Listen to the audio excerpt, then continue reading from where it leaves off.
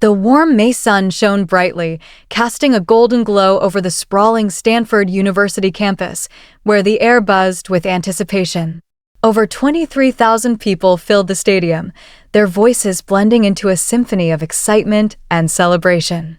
I sat among a sea of vibrant red caps and gowns, my heart swelling with a mix of pride and exhaustion. After 6 long, grueling years, I had finally earned my PhD in computer science. The weight of countless late nights, endless research papers, and moments of self-doubt lifted as I adjusted my cap, ready to embrace this milestone. Around me, my classmates were caught up in the moment, snapping selfies, laughing, and sending quick texts to their families. Their faces glowed with joy, relief, and the promise of new beginnings. I glanced at my phone, hoping to see a flood of congratulatory messages from my loved ones. Instead, I found 3 missed calls from my parents and a single text from my dad that stopped me cold. "Your mother and I have discussed it. After today, don't expect any help from us. You're 28 years old, and it's time you learn to stand on your own 2 feet. We're cutting off all financial support, effective immediately." My stomach churned as I read the words, a familiar sting of hurt and frustration rising within me. Even on this day, a day meant for celebration, my dad's message felt like a sharp reminder that, in his eyes, I was still a disappointment. I stared at the text, the joy of the moment dimming as the words sank in. My parents had always seen my pursuit of a PhD as a detour from reality, a childish refusal to grow up and get a real job. The truth? I hadn't asked for their financial help in over 4 years. I'd clawed my way through graduate school, juggling research assistantships, teaching positions, and what my dad mockingly called my computer hobby. To him, I was still the irresponsible kid who needed constant lectures about financial responsibility. "Alex, you okay?" whispered Jessica, my friend seated beside me, her brow furrowed with concern. "You look like you just got bad news." I hesitated, then showed her the text. Her jaw dropped. "On your graduation day? Seriously, what kind of parent does that?" I managed a weak smile, my voice barely above a whisper. "The kind who thinks I'm wasting my life." To my dad, a PhD in computer science was just an excuse to avoid the real world for 6 more years. Jessica shook her head, her eyes flashing with disbelief. Around us, the stadium buzzed with energy, families cheering, cameras flashing, and graduates beaming as they prepared to cross the stage. I glanced into the stands, catching glimpses of parents glowing with pride as their children received their diplomas. Somewhere in that crowd were my parents, apparently more focused on delivering life lessons than celebrating my hard-earned achievement. As the ceremony continued, my phone buzzed again. This time, it was a text from my mom, doubling down on my dad's message. "Your father is right, Alexandra. It's time to grow up and face the real world. We won't be bailing you out anymore." "Bailing me out?" The words stung like a slap. I hadn't asked for a dime since my sophomore year of undergrad. In fact, I'd been the one helping them, sending small amounts of money when I knew they were struggling with bills, always disguised as gifts or loans they didn't need to repay. Before I could process the hurt, the announcer's voice boomed through the stadium. "Dr. Alexandra Bennett." My heart skipped a beat. It was my turn. I rose, my legs unsteady, and walked across the stage in a daze. The dean's handshake was firm, the diploma heavy in my hands. This was the culmination of years of 60-hour workweeks, groundbreaking research cited in dozens of academic papers, and algorithms now powering major tech companies. Yet, as I clutched the diploma, my parents' words echoed in my mind, casting a shadow over the moment. Their messages made my achievements feel small, as if all my hard work was just a footnote to their disapproval. As I returned to my seat, my phone rang, the screen flashing David Chin, CFO. I almost declined the call. David, my chief financial officer at the company I'd founded, knew I was at graduation and wouldn't call unless it was urgent. "David, I'm literally at my graduation ceremony," I whispered, trying to keep my voice low. "Alex, I'm sorry to interrupt, but this couldn't wait," he said, his voice trembling with excitement. "The IPO launched 15 minutes ago." My heart began to pound. We'd been preparing for our company's initial public offering for 8 months, but with my dissertation consuming my focus, I'd nearly forgotten today was the launch. And? I asked, sensing the weight of his tone. We priced at $28 per share, above our target range. But the market response, he paused for effect. We opened at $47, and we're now trading at $52. The company is valued at $6.2 billion. The words hit me like a tidal wave. $6.2 billion. I own 73% of the company, which meant, Alex, are you there? David's voice cut through my shock. You just became a billionaire. A multi-billionaire. My voice betrayed me, rising louder than intended. Are you serious? $6.2 billion? Heads turned. Jessica's eyes widened. The graduates around me stared, the words billion and IPO slicing through the ceremony's chatter like a knife. David kept talking, his excitement spilling over. The Wall Street Journal is calling it the most successful tech IPO in 5 years. CNBC wants an interview this afternoon. Bloomberg's running a feature on you as the youngest female billionaire in tech. Alex, you did it. I tried to process the surreal reality as whispers spread through our section of the stadium. My classmates leaned in, catching fragments of the conversation. Billion? Did she say billion? The news was spreading faster than I could keep up. David, I'm surrounded by people, I said, my voice shaking. Can we talk later? Of course, he replied, but one more thing. Goldman Sachs predicts the stock could hit $65 by week's end. That's a $7.8 billion valuation. My hands trembled as I hung up. Jessica grabbed my arm. Did he just say billion with AB? I nodded, still reeling.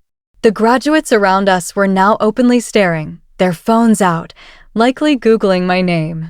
That's when I saw my parents weaving through the crowd, descending the stadium steps toward the graduate seating. My mom clutched her purse, her face set in that familiar stern expression. My dad was glued to his phone, probably drafting another lecture about financial responsibility. Before I could brace myself, my phone rang again. This time, it was Maria Santos, our head of public relations. Alex, congratulations. The IPO's making headlines. I've got interview requests from every major business publication. The Today Show wants you tomorrow morning, and Fortune's fast-tracking a cover story. My parents were now close enough to overhear, their expressions unyielding. Part of me wanted to hang up and avoid the confrontation, but another part, the part tired of years of dismissal, decided it was time they knew the truth. Maria, can you repeat that? I want to make sure I heard the numbers right. She obliged. The company went public this morning at a $6.2 billion valuation. Your 73% stake makes you worth approximately $4.5 billion. The Pentagon contract is worth $400 million. Microsoft licensed your technology for $200 million, and we have deals pending with Apple, Amazon, and Facebook. I put the call on speaker, letting the words fill the air. The facial recognition algorithms you developed are a breakthrough in artificial intelligence. MIT's offering you a full professorship, and the National Science Foundation wants to fund your next project with a $50 million grant. The graduates around me fell silent. Even nearby families stopped talking, drawn into this surreal moment unfolding in the middle of a graduation ceremony. My parents reached my row just as Maria added, Alex, you're about to be one of the most famous entrepreneurs in America. The headline Stanford PhD student becomes billionaire on graduation day is trending everywhere. My dad's face went pale, his phone slipping from his hand and clattering onto the concrete steps. My mom made a small choking sound, her knuckles white around her purse. Maria, thank you, I said, my voice steady despite the chaos. Let's schedule a meeting tomorrow to discuss the media strategy. I hung up and faced my parents, who stood frozen like statues in the aisle. Hi, Mom. Hi, Dad, I said quietly. I got your texts about not expecting help anymore. The ceremony continued around us, but our section had become a bubble of stunned silence. Other families stared, sensing the weight of the moment. Alexandra, my dad finally said, his voice barely audible. What just happened? I took a deep breath. I became a billionaire. The company I founded went public this morning. We develop artificial intelligence for facial recognition, security systems, and social media platforms. My mom blinked, her voice weak. But you're a student. You don't have a company. You're getting your PhD. I have both, I replied. I founded the company in my second year of grad school. We started with a $50,000 grant and grew from there. The technology from my dissertation became the foundation for our products. Jessica leaned over, her voice a mix of awe and disbelief. Alex, you never told us you owned a company. I shrugged, trying to keep it light. I don't talk about it much. I focused on my research and let the business team handle operations. But we've been growing for 4 years. We have offices in Silicon Valley, Austin, and Boston, with about 300 employees. My dad sat down heavily on the steps, his face ashen. 300 employees? As of last month, I confirmed. We've been hiring to keep up with demand. The AI revolution is moving fast, and our algorithms are industry-leading. I pulled out my phone and showed them the company website, now featuring a bold banner about the IPO success. The Pentagon contract is for next-generation security systems. The Microsoft deal integrates our tech into their cloud services. We're also funding research labs at Stanford, MIT, and Carnegie Mellon. My mom's voice trembled. Alexandra, if you have all this success, why didn't you tell us? Why let us think you were struggling? The question I dreaded hung in the air.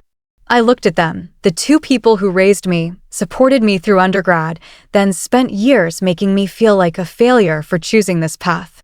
Because every time I tried, you dismissed it, I said gently. Remember Christmas 2 years ago, when I tried explaining machine learning? Dad told me to stop talking nonsense and find a husband. Or when I mentioned tech companies were interested in my research, and Mom said I was living in a fantasy world. My mom's eyes filled with tears. My dad winced, the weight of my words settling in. I stopped sharing my successes because you'd already decided I was irresponsible, I continued. It was easier to let you believe what you wanted than to keep defending myself. A graduate behind me tapped my shoulder. Excuse me. Are you really worth $4.5 billion? I nodded, still processing it myself. As of about 20 minutes ago, yeah. Dude, you're famous, he exclaimed. Your IPO's all over social media. They're calling you the youngest self-made female billionaire in tech history. More people pulled out their phones, the news spreading like wildfire. I could see strangers realizing they were sitting next to someone who'd just made financial history. But my focus stayed on my parents, whose worldview seemed to be crumbling before my eyes. Dad, I said, you texted me this morning about standing on my own 2 feet. I've been doing that for 4 years. I've been running a company, securing contracts with the biggest tech firms, and advancing AI research. I stood, my graduation gown billowing. You said my PhD was a waste of time. But it's the foundation of technology that's changing how computers interact with the world. It's being used by companies with billions of users. The ceremony continued, but our section was now a spectacle. Some graduates were recording, likely planning to post this moment online. Most importantly, I said, my voice firm, you told me not to expect help anymore. That's fine, because I haven't needed it in years. In fact, I've been helping you. I opened my banking app and showed them transactions from the past 2 years. The gift card that paid for Mom's car repairs? That was me. The scholarship for Cousin Emma's tuition? That was my company's educational foundation, which I fund. The anonymous donation for Dad's bowling league? Also me. My dad stared at the screen, his expression unreadable. I've been taking care of this family quietly, I said. Not because you asked, but because I love you, despite your criticism of my choices. My mom was crying now. Alexandra, we didn't know. We thought we were pushing you to be realistic. I understand, I said, softening. But you never asked about my actual situation. You assumed I was failing because my path didn't match your idea of success. A reporter broke through the crowd, a camera crew trailing behind. Alexandra Bennett, I'm Jennifer Walsh from CNBC. Congratulations on the IPO success. How does it feel to become a billionaire on your graduation day? Cameras rolled, phones recorded, and my parents stood frozen, overwhelmed by the sudden spotlight. It feels surreal, I said honestly. 6 years ago, I came to Stanford to pursue AI research. I never imagined it would lead to this level of commercial success. What's next for your company? She asked. We're focused on research partnerships with universities and advancing ethical AI development. Our goal is to create technology that benefits society, not just profits. And your parents? They must be proud. I glanced at my mom and dad, still processing the whirlwind. My parents supported my education, even when they didn't understand my path. I'm grateful for the foundation they gave me. It was a diplomatic answer, preserving their dignity while acknowledging our complex history. Security ushered us to a private area, away from the cameras. As we walked, my dad spoke, his voice heavy. Alexandra, I owe you an apology. We've been so wrong about everything. He paused, his eyes glistening. I thought I was protecting you by pushing for stability, but you were building the future. My mom hugged me tightly. We're so proud, sweetheart. And so sorry we made you feel like you had to hide your success. You didn't have to hide it, I said. I chose to focus on the work, not the money. But I should have tried harder to help you understand. My phone buzzed again. David's voice crackled with excitement. We just crossed $7 billion in market cap. And Goldman Sachs wants to discuss a secondary offering that could hit $10 billion in 6 months. Oh, and the White House called. They want you on a presidential advisory committee for AI and national competitiveness. I laughed, turning to my parents. Guess I should update my resume. My dad chuckled, the tension breaking. Your resume's fine, Alexandra. But whether you're worth $4 or $4 billion, you're still my daughter. I love you. I love you too, Dad. Both of you. That evening, in my modest apartment, soon to be traded for something new, I reflected on a day that had changed everything. I'd graduated with my PhD, become a billionaire, gained global recognition, and, most importantly, reconnected with my parents. My phone buzzed nonstop with interview requests, congratulations, and investment offers. But the message that meant the most was from my dad. Proud of you, kiddo. Always have been, even when I was too stubborn to show it. Tomorrow, I'd step into life as a public figure and billionaire entrepreneur. But tonight, I was just Alexandra, a daughter who'd proven her dreams were worth pursuing, and whose family, despite years of misunderstandings, was stronger than ever. As Jessica's text lit up my screen, your IPO's trending #1. Can I get your autograph? I smiled. The world was watching, but the only thing that mattered was the love and understanding we'd found today. Please feel free to comment below if you liked this.